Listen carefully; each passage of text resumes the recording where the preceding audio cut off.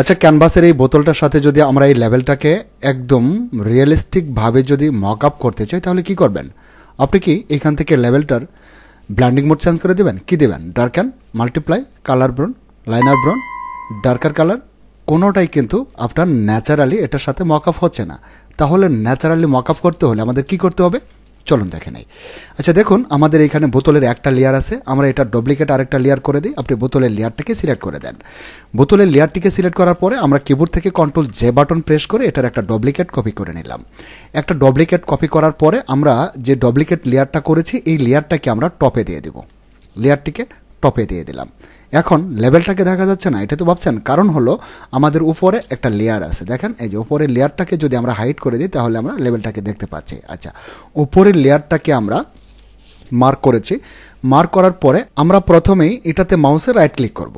আমরা প্রথমেই টপ লেয়ারে মাউসে রাইট ক্লিক করব। টপ লেয়ারে মাউসে রাইট ক্লিক করার পরে এখানে আমরা দেখতে পাচ্ছি ক্রিয়েট ক্লিপিং মাস্ক। আমরা এখান থেকে এই লেয়ারটিকে ক্লিপিং মাস্ক করে দেব। এবার ক্লিপিং মাস্ক করে দিলাম। দেখুন ক্লিপিং মাস্ক করার পরেও কিন্তু কোনো রেজাল্ট আসেনি। ডোন্ট ওয়ারি, এবার আমরা যাব ইমেজ অপশনে। মেনু বারের ইমেজ অপশনে ক্লিক করুন।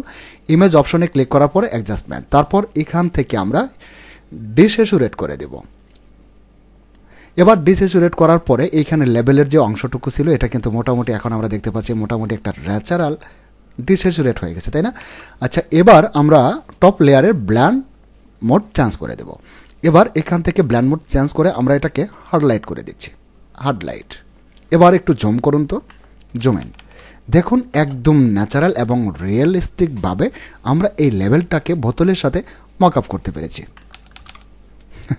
সম্পূর্ণ ভিডিওর সাথে থাকার জন্য আপনাকে অসংখ্য ধন্যবাদ। ইনশাআল্লাহ পরবর্তী ভিডিওতে আবার কথা হবে।